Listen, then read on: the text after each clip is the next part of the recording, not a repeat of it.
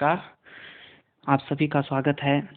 आज दोबारा एक नई वीडियो के साथ 10वीं कक्षा के सभी स्टूडेंट्स का स्वागत करता हूं। आज हम जानेंगे केमिकल रिएक्शंस के टाइप्स के बारे में। आपने केमिकल रिएक्शंस क्या होती हैं और किस तरह से रिप्रेजेंट की जाती हैं केमिकल रिएक्शंस, किस तरह से बैलेंस की जाती हैं केमिकल रिएक्शन, ये सारा कुछ जाना। आज हम जानेंगे कि केमिकल रिएक्शंस के क्या क्या टाइप्स हैं।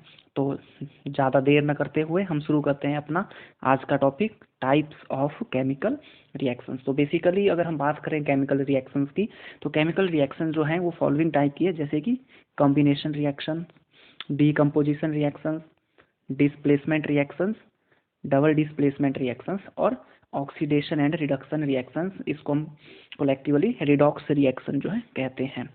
तो क्या होती हैं combination, decomposition, displacement, double displacement reactions, इसके बारे में हम इस वीडियो में चर्चा करेंगे। तो let's start with combination reaction. तो सबसे पहले हम बात करेंगे कॉम्बिनेशन रिएक्शन। देखिए नाम से ही पता लगा है कॉम्बिनेशन रिएक्शन, यानी कि जहाँ पे कुछ कंबाइन हो रहा है। तो क्या होती है कॉम्बिनेशन रिएक्शन? आप जानते हैं कि कोई भी रिएक्शन है उसमें क्या होते हैं, हमारे पास रिएक्टेंट होते हैं और रिएक्टेंट रिएक्ट करके बनाते हैं नए सब्सटेंसेस, जिनको क्या कहते हैं, प्रोडक्ट कहते हैं। तो कॉम्बिनेशन रिएक्शन में क्या होगा, कॉम्बिनेशन रिएक्शन में क्या होता है, जब दो या दो से ज़्यादा सब्सटेंसेस आपस में कंबाइन करते हैं तो एक नया सब्सटेंस जो है बनाते हैं, जिसको हम कहते हैं कॉम्बिनेशन रिएक्शन। तो क्या होती है, a reaction in which two और more substances combine together to form a new substance is called combination reaction. तो ऐसी रिएक्शन जिसमें दो या दो से ज़्यादा सब्सटेंसेस आपस में कंबाइन करेंगे और बनाएंगे एक नया सब्सटेंस, जिसको हम प्रोडक्ट कहते हैं। और ये रिएक्शन क्या कहलाती है, कॉम्बिनेशन रिएक्शन। देखिए जितनी भी कंबस्टन रिएक्शन होती है, यानी कि जिसमें दहन होता है, कंबस्टन होता है, they are example of combination reaction. वो किसका उदाहरण है, कॉम्बिनेशन रिएक्शन का उदाहरण है। देखिए जैसे कंबस्टन की बात की तो इसको मैं डिस्कस करता हूँ। पहले यहाँ पे देखिए एक सर्कल में ए लिखा हुआ है, बी लिखा हुआ है और सी लिखा हुआ है। तो ये जो ए बी और सी है, ठीक है, ये क्या है, यहाँ पे A B C and A B C represent elements और कंपाउंड्स। एक्चुअल में यहाँ पे दिखाया गया है कि किस तरह से ए बी और सी जो है आपस में कंबाइन करके बना रहे हैं ए बी सी।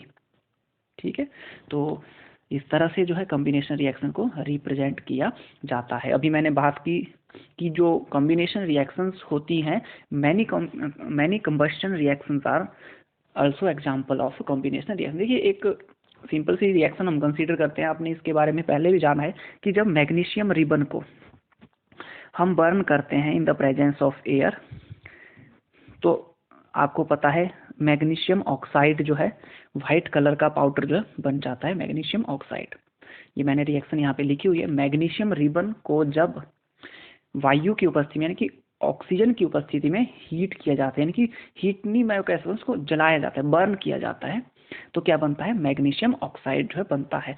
तो यहाँ पे क्या देख रहे हैं आप, दो रिएक्टेंट है हमारे पास, मैग्नीशियम है और ऑक्सीजन है। ये दोनों रिएक्टेंट जब ऑक्सीजन की प्रेजेंस, एक रिएक्टेंट क्या हुआ, यहाँ पे ऑक्सीजन हुआ, दूसरा रिएक्टेंट क्या हुआ हमारे पास, मैग्नीशियम रिबन, जब इसको जलाया जाता है तो क्या बनता है प्रोडक्ट हमारे पास, मैग्नीशियम ऑक्साइड। तो therefore magnesium oxide is an example of combustion reaction और कॉम्बिनेशन रिएक्शन। तो इस तरह से हम कह सकते हैं कि जो कंबस्टन रिएक्शन होती हैं, बहुत सी ऐसी कंबस्टन रिएक्शन है जो कि एग्जाम्पल होती हैं किसका, कॉम्बिनेशन रिएक्शन का। मगर जरूरी भी नहीं है कि हर एक कंबस्टन रिएक्शन जो है वो कॉम्बिनेशन रिएक्शन का एग्जाम्पल हो, मगर मोस्टली ऐसा देखा गया है, जैसा कि आप इस रिएक्शन में देख रहे हैं। अच्छा, यहाँ पे एक चीज़ और भी बताने के लिए है आपके लिए, जो मैग्नीशियम रिबन है, यहाँ से इम्पॉर्टेंट क्वेश्चन भी एक एग्जाम में पूछा जाता है कि why magnesium ribbon should be clean bye sand paper before burning in air. यानी कि जो मैग्नीशियम रिबन है उसको वायु की उपस्थिति में जलाने से पहले जो है वो जो सैंड पेपर है उससे क्यों साफ़ किया जाता है, इस तरह का एक क्वेश्चन एग्जाम में आमतौर पर पूछा जाता है। तो देखिए जो मैग्नीशियम जो होता है, मैग्नीशियम जो है अगर आप देखें तो ये पीरियोडिक टेबल में जो दूसरा हमारे पास ग्रुप है, सेकंड ग्रुप जो है जिसमें अल्केलाइन अर्थ मेटल्स आती हैं, उसमें पाया जाता है हमारे पास मैग्नीशियम। तो मैग्नीशियम जो है एक मेटल है, मैग्नीशियम क्या है, एक मेटल है। और ये मैग्नीशियम जो है मेटल रिएक्टिव मेटल है, और जब एयर की प्रेजेंस होती है तो ये क्या करती है, मतलब अपने आप ही एयर के साथ कंबाइन करके जो मैग्नीशियम ऑक्साइड की एक पतली परत जो है अपने ऊपर जमा कर देती है। जब इसको हम जलाते हैं तो ये जलता नहीं है आसानी से, तो इसलिए हम क्या करते हैं, जो सैंड पेपर है उससे पहले इसको अच्छी तरह से हम रगड़ लेते हैं, ताकि जो मैग्नीशियम ऑक्साइड की जो एक लेयर इसके ऊपर पहले से ही चढ़ी है वो साफ़ हो जाए। तब जाके फिर मैग्नीशियम को, अगर आप मैग्नीशियम रिबन को जलाते हैं तो वो जलता है, और आप देखेंगे एक कैरेक्टराइज्ड फ्लेम जो है इसकी आपको नज़र आएगी जलते हुए। ठीक है, तो इसको हम प्रैक्टिकली भी करके देखेंगे क्लासरूम में। बट यहाँ से क्वेश्चन जो है वो इस तरह से पूछाता है कि मैग्नीशियम रिबन को जलाने से पहले सैंड पेपर से क्यों रब किया जाता है, उसको क्यों साफ़ किया जाता है। तो दैट इज़ कम्बिनेशन रिएक्शन। तो कम्बिनेशन रिएक्शन में क्या है, when two or more substances combine together to form a new substance, that is called combination reaction. Or simply we can define it as, in a chemical reaction two or more substances combine together to form a single product, that is also a combination reaction. Next one is decomposition reaction. तो अब हम बात करेंगे decomposition reaction क्या होती है। देखिए नाम जो है जिस तरह से पता लग रहा है, डीकम्पोजिशन मतलब विघटन यहाँ पे हो रहा है, डीकम्पोज हो रहा है। तो किसी केमिकल रिएक्शन में अगर जो रिएक्टिंग सब्सटेंस है उसका विघटन हो जाता है, तो टूट जाता है, डीकम्पोज हो जाता है, तो हम कहेंगे वो रिएक्शन क्या है, डीकम्पोजिशन रिएक्शन। तो let's have a look, a reaction in which a substance is broken down into two or more simpler substances is known as decomposition reaction. So what is decomposition reaction? A chemical reaction in which a substance, what is substance? Means the reactant. जो substance यहाँ पे बात की गई है, substance जो टूटेगा वो एक्चुअल में सब्सटेंस होता क्या है, रिएक्टेंट ही होता है, आप जानते हैं इसके बारे में। तो chemical reaction in which a substance is broken down into two और मोर सिंपलर सब्सटेंस, यानी कि दो या दो से ज़्यादा जो सिंपल सब्सटेंसेज है उनमें टूट जाएगा हमारा सब्सटेंस, तो हम कहेंगे कि यह कैसी रिएक्शन है, एक डीकम्पोजिशन रिएक्शन है। इसका भी एक एग्जाम्पल हम देख लेते हैं। जैसे मान लीजिए मेरे पास है CaCO3। CaCO3 जो है ये होता है कैल्शियम कार्बोनेट, चूना पत्थर भी हम इसको कहते हैं, कैल्शियम कार्बोनेट जो है लाइमस्टोन हम इसको कहते हैं।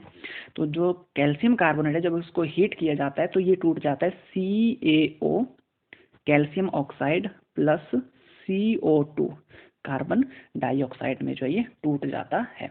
तो calcium oxide plus carbon dioxide, calcium oxide जो इसको कहते हैं क्विक लाइम, जो कैल्शियम ऑक्साइड है इसको हम क्या कहते हैं, क्विक, QUICK, क्विक।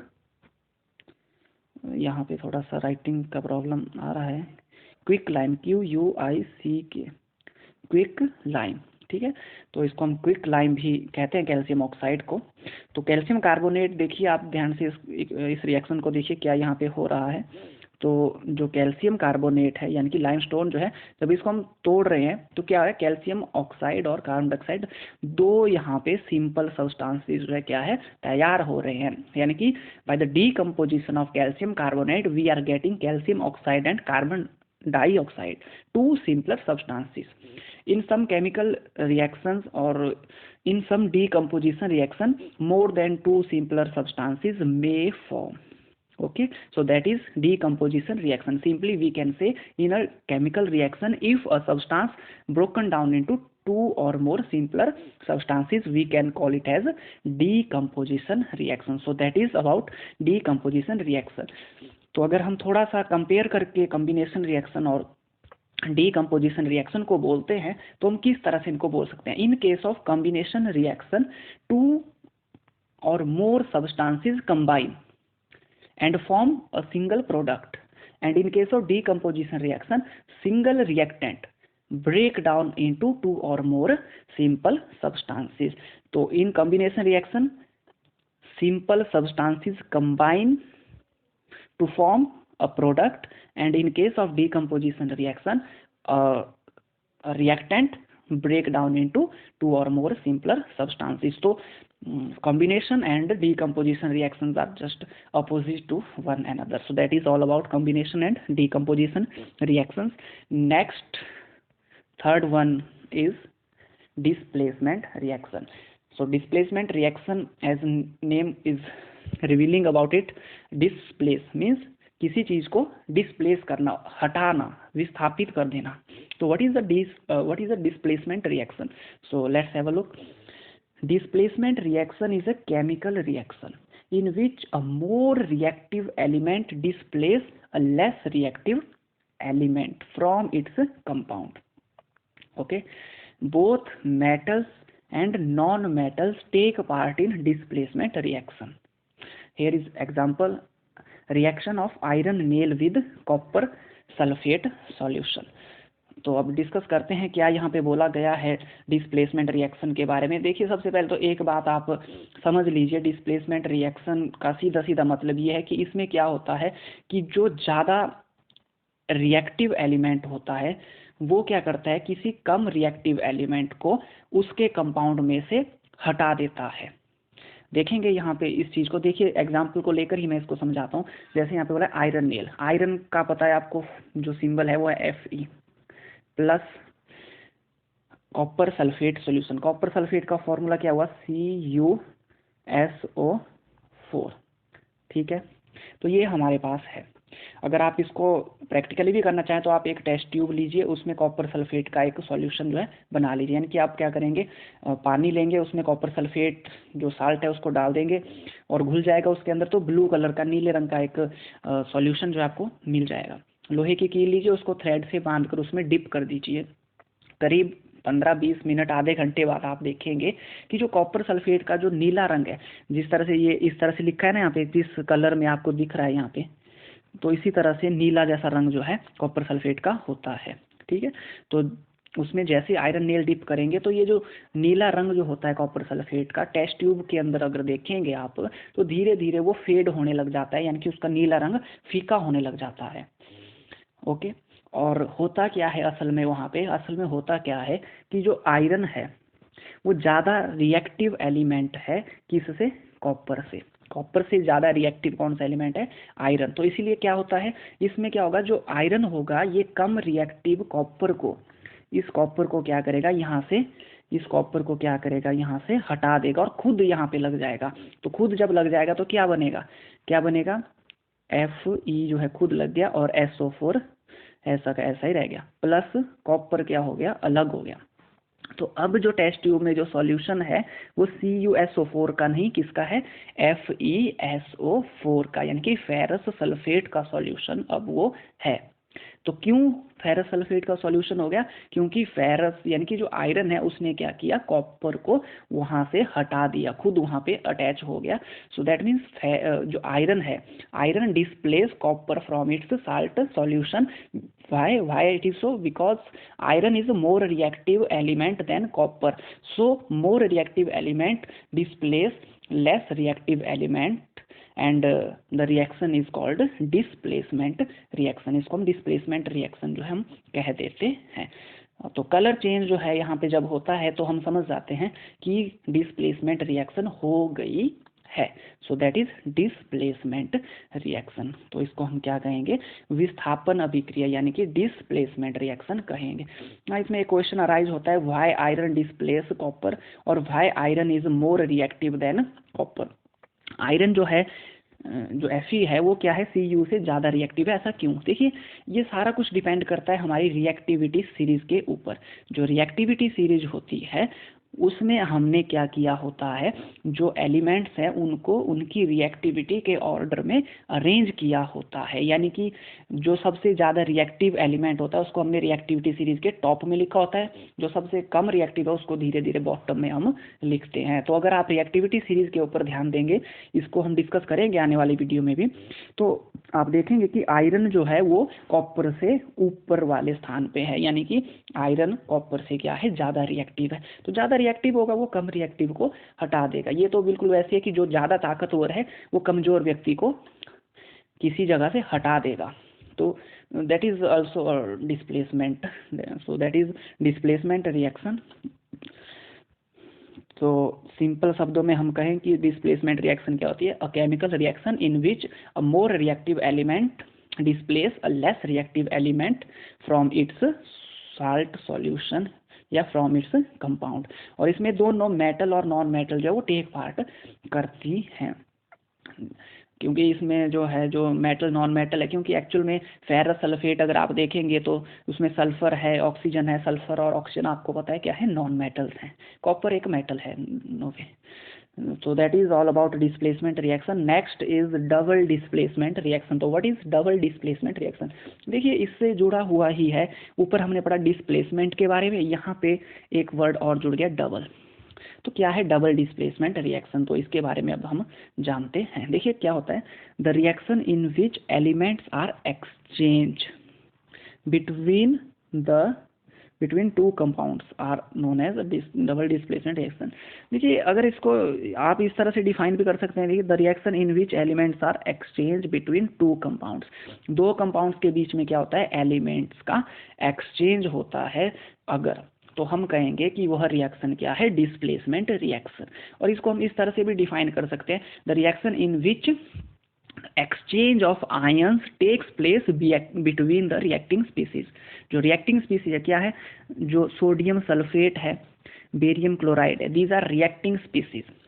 जो रिएक्टिंग स्पीसीज है, if the exchange of ions takes place between these two reacting species, तो हम कहेंगे कि ये कैसी रिएक्शन है, डबल डिस्प्लेसमेंट रिएक्शन। ठीक है, एक होता है डिस्प्लेसमेंट रिएक्शन, उसमें क्या होता है कि ऊपर जो हमने पढ़ी उसमें आयरन क्या कर रहा है, कॉपर को हटा रहा है और वहाँ पे लग रहा है सल्फेट के साथ, दैट्स ऑल, बस।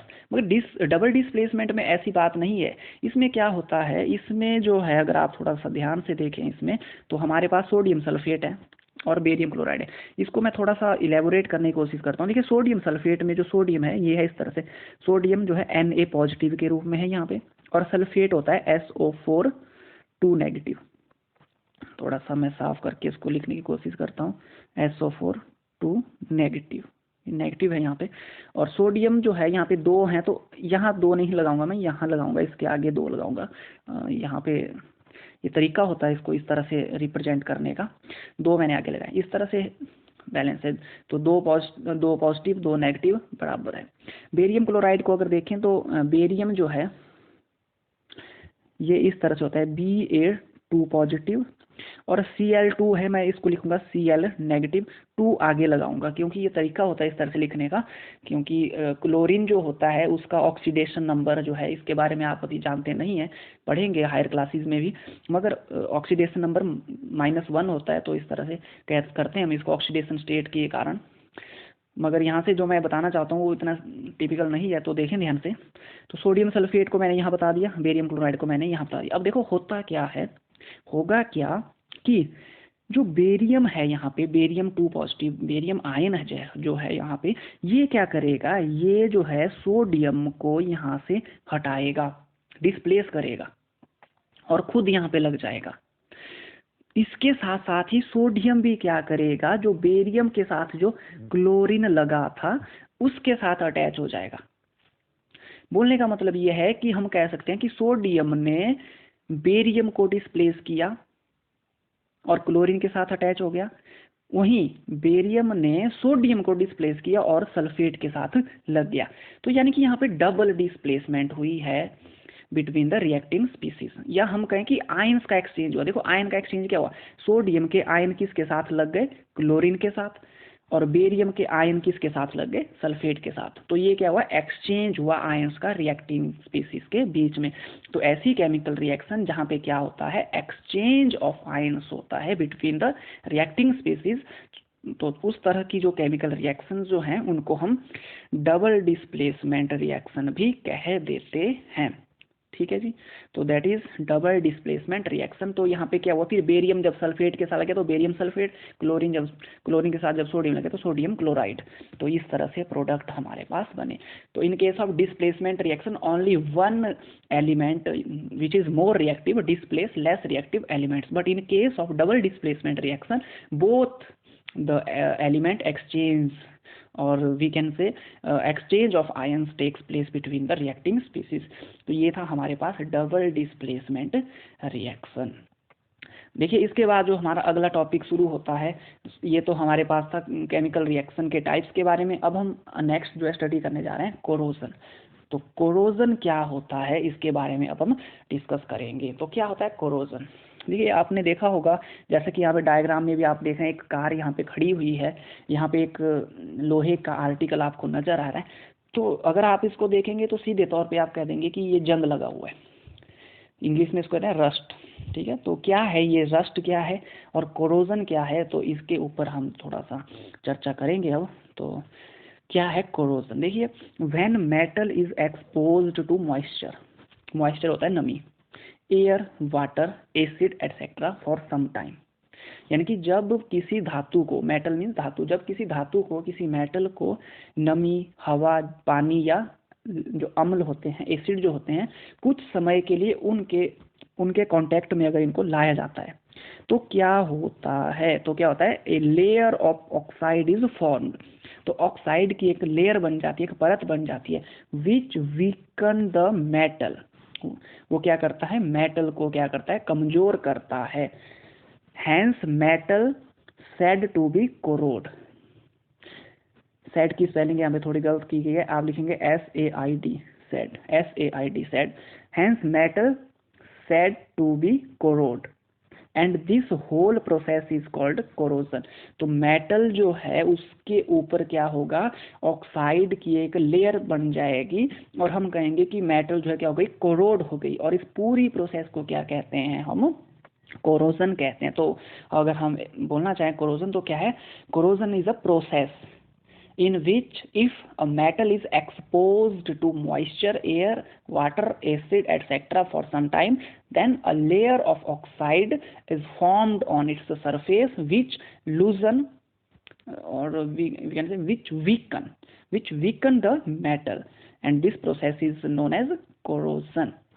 तो कोरोजन क्या है? किसी मेटल का, किसी धातु का संक्षारण इसको हम कहते हैं हिंदी में। किसी धातु का क्या है? हवा, पानी, मॉइस्चर के कांटेक्ट में आने पर जो है उसका मतलब उसका कमजोर हो जाना क्या कहलाता है? कोरोजन कहलाता है। देखिए कोरोजन जो है ये मेटल, किसी भी मेटल के लिए वर्ड हम यूज करते हैं। ठीक है, कोई भी मेटल है उसके लिए यूज करते हैं। जैसे मान लीजिए अगर मान लीजिए जैसे यहाँ पे आप देख रहे हैं तो गाड़ी है, लोहे से बनी है, आयरन है। जब मान लीजिए मेटल आयरन होगी तो इस कोरोजन को हमने नाम दिया हुआ है रस्ट। क्या कहते हैं इसको? RUST, रस्टिंग इसको हम कह देते हैं, रस्ट कह देते हैं। इफ मेटल, कौन सी metal? If iron is exposed to moisture, air, water, acid etcetera for some time, a layer of oxide is formed which weaken the iron metal. Hence iron said to be corrode and this whole process is called not corrosion but rusting. That is called rusting. उसको हम rusting करें, यानी कि बोलने का मतलब सीधा है कि अगर corrosion of iron metal is known as rusting. corrosion of iron metal is known as rusting. Iron का ऑक्साइड वहाँ पे बन जाता है Fe2O3 इंटू XH2O जो है ये बन जाता है। वाटर मॉलिक्यूल कितने अटैच होते हैं, एक्स की वैल्यू उतनी पुट कर सकते हैं हम। जो रेडिश ब्राउन कलर की आप देख रहे हैं, रेडिश ब्राउन कलर की एक लेयर यहाँ पे चढ़ी हुई है, so that is called rust. अगर मान लीजिए हमारी मेटल जो है चांदी है, अगर हमारी मेटल चांदी यानी कि सिल्वर है, तो इस पे जो है आप देखें कुछ टाइम के बाद ब्लैक कलर की लेयर चढ़ना शुरू हो जाती है काफ़ी सालों के बाद।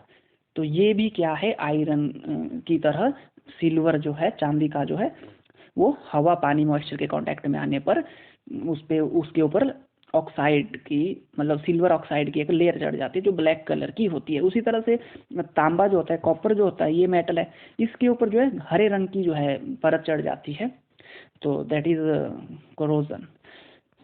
अगर मेटल आयरन होगी तो दैट इज कॉल्ड रस्ट।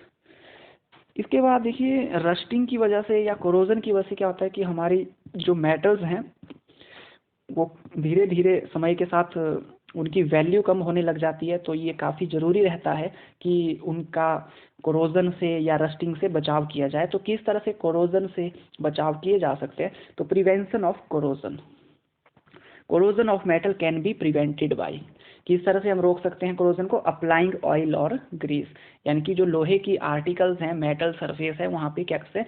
तेल या ग्रीस जो है उसकी परत चढ़ा के, उसको जो है ग्रीस करके जैसे मशीनरीज जो होती हैं वहाँ पे जब लोहे से बनी हुई है या धातु कोई भी है, तो एल्युमिनियम से बनी हुई है या दूसरे किसी मेटल से बनी हुई है, तो क्या होता है कि जब मशीन काम करती है तो वहाँ पे जंग लगने का खतरा होता है, तो वहाँ पे ऑयल और ग्रीस का इस्तेमाल हम कर सकते हैं। अप्लाइंग पेंट, जानते हैं आप, घरों में आप जो है खिड़कियों में ग्रिल्स लगाते हैं और रेलिंग वगैरह लगाते हैं, जो सीढ़ियाँ होती हैं वहाँ पे लगाते हैं रेलिंग, तो वहाँ पे जो है क्या करते हैं आप, पेंट करते हैं। उससे क्या होता है, जो लोहे की जो ऊपरी परत जहाँ पे रस्टिंग होनी है वो छिप जाती है, तो रस्टिंग नहीं हो पाती, यानी कि लोहे का ऊपरी सरफेस जो है वो किसके, एयर के, वाटर के, मॉइस्चर के कांटेक्ट में नहीं आएगा आसानी से। जब नहीं आएगा कांटेक्ट में तो उसकी रस्टिंग या उसके ऊपर ऑक्साइड की लेयर जो वो बनेगी नहीं। बाई गैल्वेनाइजेशन, देखिए गैल्वेनाइजेशन में क्या होता है, आजकल आप देखते हैं कि जो लोहे के आर्टिकल्स जो होते हैं वो काफ़ी चमकीले जो है, जैसे सीढ़ियाँ कुछ होती हैं, स्टेयर्स होती है, आप देखते हैं तो बड़ी साइन उनमें होती है, या जो बकेट आप लेके आते हैं घर में, तो उनमें भी एक वाइटिश शाइनिंग जो है रहती है। तो एक्चुअल में क्या किया गया होता है कि जो लोहा है उसके ऊपर जो है हम क्या करते हैं, एक लेयर चढ़ा देते हैं। इसको सैक्रिफिशियल प्रोटेक्शन भी हम कहते हैं, एक टेक्निकल वर्ड है इसके लिए। एक्चुअल में किया गया जाता है, जो ज़्यादा रिएक्टिव जो मेटल्स होती है उसको उसके सरफेस पे चढ़ा देंगे, यानी कि उससे क्या होगा, वो मेटल कोरोड होगी, बाकी जो हमारी मेन मेटल है वो बची रहेगी। तो बाय गैल्वेनाइजेशन। तो व्हाट इज गैल्वेनाइजेशन, कई बार इस तरह से पूछ लिया जाता है। तो coating of zinc metal, that is known as galvanization. By tinning, यानी कि यहाँ पे जिंक की तरह हम टिन जो है उसका भी इस्तेमाल कर सकते हैं। नेक्स्ट है इलेक्ट्रोप्लेटिंग। तो इलेक्ट्रोप्लेटिंग में क्या किया जाता है, जो लेस रिएक्टिव मेटल है जैसे क्रोमियम, तो उसको उसके सरफेस पे हम लगा देंगे। फिर क्या होगा, क्रोमियम लेस रिएक्टिव होगी तो वो हवा मॉइस्चर के साथ जो कांटेक्ट में आने पर ज़्यादा रिएक्ट नहीं करेगी, तो उससे भी क्या होता है, कोरोजन जो है उससे बचा जा सकता है। ये नेक्स्ट जो है दैट इज बाय एलॉइंग। देखिए ये बड़ा इंपॉर्टेंट है, बाय एलॉइंग। आजकल आप देखते हैं कि काफ़ी ज़्यादा एलॉयज जो है वो बनाए जाते हैं, तो इसके द्वारा भी कोरोजन से बचा जा सकता है। थोड़ा इसके ऊपर हम चर्चा करते हैं कि एलॉय होता क्या है। देखिए एलॉय क्या होता है, N alloy is a homogeneous mixture of metal with other metals और नॉन मेटल्स। देखिए एलॉय जो है, आपने 9th क्लास में भी इसके बारे में थोड़ा सा स्टडी किया हुआ है।